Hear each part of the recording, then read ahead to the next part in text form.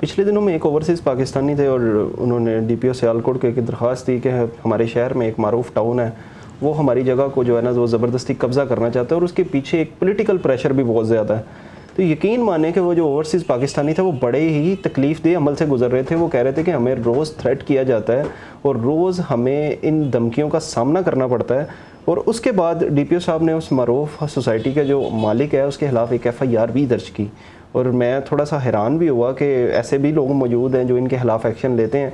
आगे मुझे नहीं पता उन लोगों के साथ क्या बनता है, लेकिन इस तरह की दर्जनों मिसालें हैं कि जिन लोगों की ज़मीन एक दफ़ा उस टाउन के अंदर आ गई फिर वो गई, या तो उन्हें पौने दामों उनको पैसे देने पड़ेंगे कि ये ले लो, इससे ज़्यादा कुछ नहीं है। देखिए जी, अदारों के अंदर बड़े अच्छे लोग भी मौजूद हैं जी, और लोगों के हकूक़ के लिए वो काम करते भी हैं। अल्लाह ने सारे लोगों को एक जैसा तो नहीं बनाया हुआ ना, ईमानदार लोग भी मौजूद हैं।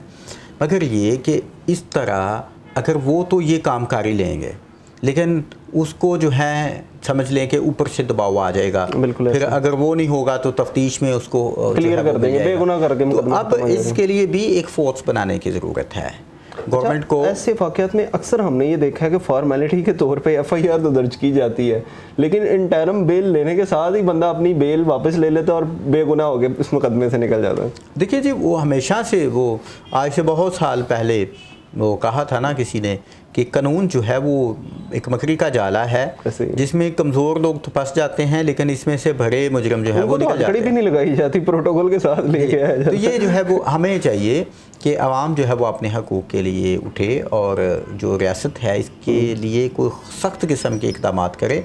मुझे ये लगता है कि अगर इन हाउसिंग सोसाइटीज़ का दायरा इसी तरह से बढ़ता रहा तो यहाँ पे खाने के लिए कुछ नहीं मिलेगा। और सबसे ज़्यादा हमारे माहौल पे बड़ा असर पड़ रहा है, दरख्त काट काट के सोसाइटीज़ बना रहे हैं। जी, वो तो होना ही होना है ना।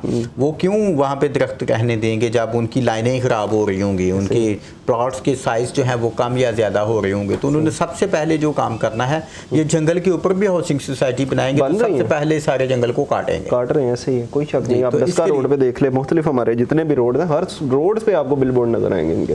जी, ऐसे ही है जी। बहरहाल आवाम को जागने की ज़रूरत है। जी बिल्कुल जी। सजाद हुसैन बेग हमारे साथ मौजूद थे और आज हमारी जो गुफ्तगू थी वो हाउसिंग सोसाइटीज़ के मुतालिक थी।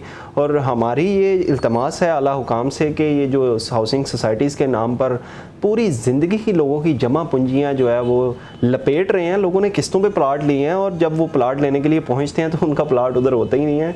इस माफिया के ख़िलाफ़ भी क्रैकडाउन करें, खुदारा उन लोगों का सरमाया बचाएं जिन्होंने किस्तों के ऊपर प्लाट लिए हैं या कैश पे लिए हैं या जैसे भी लिए हैं। और इसके साथ साथ ये जो लोगों की ज़मीनों पर नाजायज़ कब्ज़े करते हैं, इनके खिलाफ़ भी क्रैकडाउन होना चाहिए। और मेरी सियालकोट और पूरे पाकिस्तान के लोगों से भी इल्तमास है कि आप जब भी कहीं सोसाइटी में या किसी जगह पर सरमायाकारी करें तो सबसे पहले उस सोसाइटी के मुताल्लिक जान लें कि क्या वो रजिस्टर्ड भी है या नहीं, या क्या उसके पास इतने प्लॉट्स हैं जिसकी वो फ़ाइल लेने जा रहे हैं। मिलते हैं अगले प्रोग्राम में। अल्लाह निगहबान।